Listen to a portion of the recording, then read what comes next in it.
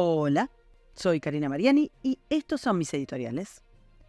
El editorial de hoy, el odio hacia Eden Golán y la revolución de los tarados. De pronto un concurso musical se transformó en un tablero de la geopolítica. La maldición de los tiempos interesantes tiene esas cosas. La celebración de Eurovisión nos devolvió una visión en la que las turbas semihumanas, ágrafas, sucias, corrieran por las ciudades medievales europeas clamando contra la presencia de una bruja judía.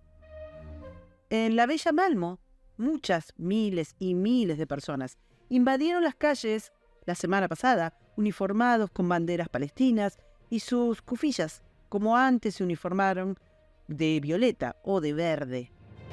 En su demencia colectiva, lo más suave que cantaron fue Del río al mar, el mantra que invoca la desaparición del Estado de Israel. Pero se sabe que cuando la masa se ceba, puede pedir cualquier cosa. Recordemos que pidieron la cárcel o la muerte para quienes no se inyectaran los menjunjes que hoy se sacan disimuladamente del mercado. Pidieron la muerte al macho y gritaron que nuestros padres y hermanos eran violadores que se debían exterminar. Pidieron, con el mismo fervor y fanática convicción, que dejemos de usar autos, comer carne y tener hijos. Siempre hay un genocidio inminente al que aludir. Esta vez, los muchísimos manifestantes, que dicho sea de paso, tienen tanto tiempo libre y tantos recursos como para acampar en la Universidad de Columbia, pasarse unos días en Suecia o festejar las elecciones en Londres. Esos manifestantes se la tomaron contra Eden Golán. Eden es judía, con eso alcanza para que la detesten. Pero es además israelí, y como tal, actuaba en la semifinal del Festival de la Canción de Eurovisión, atrevimiento que los puso furiosos. Entonces, cancelar a Eden se convirtió en un vital acto revolucionario. Entre los manifestantes estaba la famosa Greta Thunberg. Y está muy bien que estuviera, porque Greta es la metáfora perfecta del material con el que se construye esta revolución de los tarados. Greta es más vieja que Eden. Ya no es la alienada chiquita gerenciada por sus abusivos padres. Greta, una mujer cuyo rostro tiene tallada la amargura hastiada de privilegios, de dinero y de marketing, acudió a hostigar a Eden con otros adultos, tan privilegiados como ella, tan parasitarios como ella, que fueron a amenazar la seguridad física y mental de una niña judía que simplemente cantaba una canción. Por cierto, la controversia política alrededor de Israel participando en Eurovisión es histórica, pero lo notable es que las quejas del siglo pasado provenían de los países de Medio Oriente. En cambio, ahora son manifestaciones de Occidente.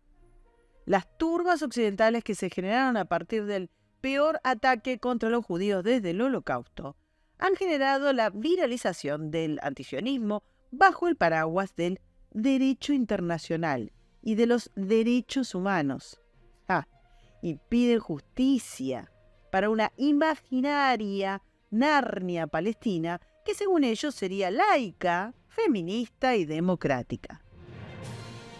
Pero la narrativa que hoy insufla el odio hacia Eden es un ejemplo más de la victoria del relato de la vieja izquierda. Se trata del aparato de propaganda más exitoso de todos los tiempos. Es la narrativa que transformó en héroes a la Pasionaria, por ejemplo, o a Allende, o al Che. Y es la historia oficial que hoy es la que manda. La misma que convierte al terrorismo en una especie de heroica resistencia. Es una narrativa que no tiene nada que ver con la realidad, pero que ha tenido un gran impacto en la política. El mecanismo es idéntico tanto con el Che como con los que invadieron Israel el fatídico pasado 7 de octubre. Habiéndoles puesto un manto de víctimas a los victimarios, consiguen el aliento de esa masa de manifestantes antioccidente que hoy insultan a la joven Eden. como antes lo hicieron con Cervantes o con Jefferson. Esta narrativa no es inocua. Es la que los depositó en el poder en casi todas partes. La que inunda ONU, la que arruinó universidades, la que gobierna Estados Unidos.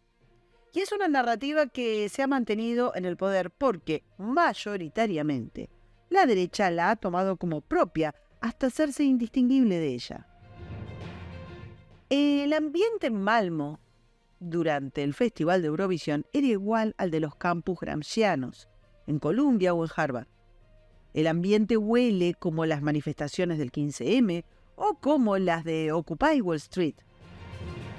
El ambiente es de una fealdad confortable, contradictoria, caótica en su autoindulgencia. Ese ambiente abucheó coordinadamente a Eden en su ensayo general, haciendo caer sobre la joven toda la responsabilidad. ¿Responsabilidad de qué? Si cabe la pregunta. La responsabilidad de toda esa misma narrativa gobernante, la responsabilidad de toda la historia del pueblo judío que, para estos manifestantes antioccidentales, es el epítome de la colonización del hombre blanco que nos trajo hasta esta maldita sociedad. Es un razonamiento delirante porque se trata de racismo en toda regla. Es una especie de castigo contra el Estado judío y su gente focalizado en la persona de Eden. Al igual que las hordas de manifestantes de las universidades, los asediadores de Malmö parecen haber desarrollado sólidas posturas sobre la historia del pueblo judío en la región, aunque, cuando se les pregunta, no pueden explicar el origen de sus reclamos. No saben nada de historia, ni dónde está Gaza, ni quiénes gobernarían la Narnia palestina que ellos añoran. Simplemente siguen la ortodoxia del odio a su cultura y aplauden la consigna del momento. Ayer el terror climático, antes de ayer la leyenda negra, el mes pasado el heteropatriarcado y hoy la destrucción de Israel, sumando a esto la reducción de las emisiones de carbono y la carne artificial. Cualquier foco de pasión queda legitimado si la causa ataca a Occidente. Y los nuevos revolucionarios han creado un conjunto rotativo de causas. Acabar con la desigualdad, descolonizar, reescribir la historia, multiplicar las identidades sexuales, reparar el racismo estructural, etcétera, etcétera. Lo que se les oponga atenta contra los derechos humanos, por supuesto, siempre. Entendidos estos derechos humanos, según los manifestantes y según ONU, como un conjunto de obligaciones positivas impuestas a los estados occidentales exclusivamente. Eso sí, un sistema de derechos humanos gerenciado por los estados islamistas, donde tales derechos no tienen cabida. Paradójico, ¿verdad? Tal vez. Al punto que dichos estados pueden apedrear mujeres, colgar de grúas a homosexuales, violar sistemáticamente a niñas o financiar el terrorismo, sin que esto afecte en lo más mínimo su posición de tutores del humanismo. Esta situación descabellada es la comprobación implícita de que a nadie le importan los derechos humanos y que la pretensión de universalidad es solo un mecanismo de control. Ahora bien, el control por parte de la izquierda de las instituciones como organismos internacionales, universidades, medios e industria del espectáculo, junto a la exitosa cancelación de sus críticos y contranarrativas, constituyen en conjunto la mayor amenaza para nuestra cultura en toda la historia. Los histéricos, complacientes, ignorantes manifestantes que vemos en Malmö detestan el espacio en el que viven, el idioma con el que se comunican, la historia de su civilización y el cuerpo que habitan. Los actos de violencia del 7 de octubre son para ellos invenciones sionistas diseñadas para profundizar el dominio blanco. Y puede ser peor, que sepan que todo es verdad, pero consideran que se trata de un acto de resistencia heroica. Nada podrá hacerlos reparar en la ironía de que alientan un sistema social de esclavitud y violencia patriarcal brutal, lo que nos regresa a la funcionalidad de esta revolución de los taranos. Existen numerosos grupos de apoyo al terrorismo islamista, que son bien dignos de análisis. Hay un grupo llamado Fatties for Palestine, Gorditas por Palestina, y están los famosos Queers for Palestine. La realidad es que son muchas las agrupaciones de personas que no podrían sobrevivir 15 minutos bajo el régimen de la Sharia. Pero su idiotez no los hace menos útiles. Y son quienes piden a gritos que sea Eden la que no pueda cantar, en lugar de pedir protección frente a quienes los exterminarían sin pestañear.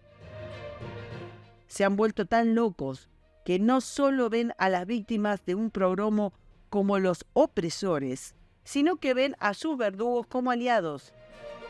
Lo que nos lleva también de regreso a Eurovisión, a las hordas tratando de linchar a Eden, a los manifestantes sobrefinanciados, estúpidos clones de Greta, y a Hamas y Hezbollah, y a los líderes de Qatar, Irán o Yemen, saludando con alborozo a quienes salieron a las calles en apoyo y solidaridad con su lucha yihadista. Existen muchos precedentes trágicos para la idea de que una sociedad pueda suicidarse para cumplir sus fantasías ideológicas. Claro ejemplo es la Alemania nazi, dedicando mano de obra y recursos al asesinato de judíos en lugar de destinarlos al esfuerzo bélico. Los nazis priorizaron sus deseos de un mundo sin judíos más que a su propia victoria. La revolución de los tarados prioriza su deseo de terminar con toda la cultura occidental, aunque esto signifique morir en atentados, apuñalamientos o violaciones masivas y descuartizamientos. No es que no se dan cuenta de que están masacrando a su civilización, es que su ideología así lo demanda. Todo esto ocurre desde hace años en Occidente y, sin embargo, en las marchas antisemitas ondean las banderas de ISIS. Realmente prefieren la Sharia al legado judio-cristiano. Realmente están abrazando a sus exterminadores.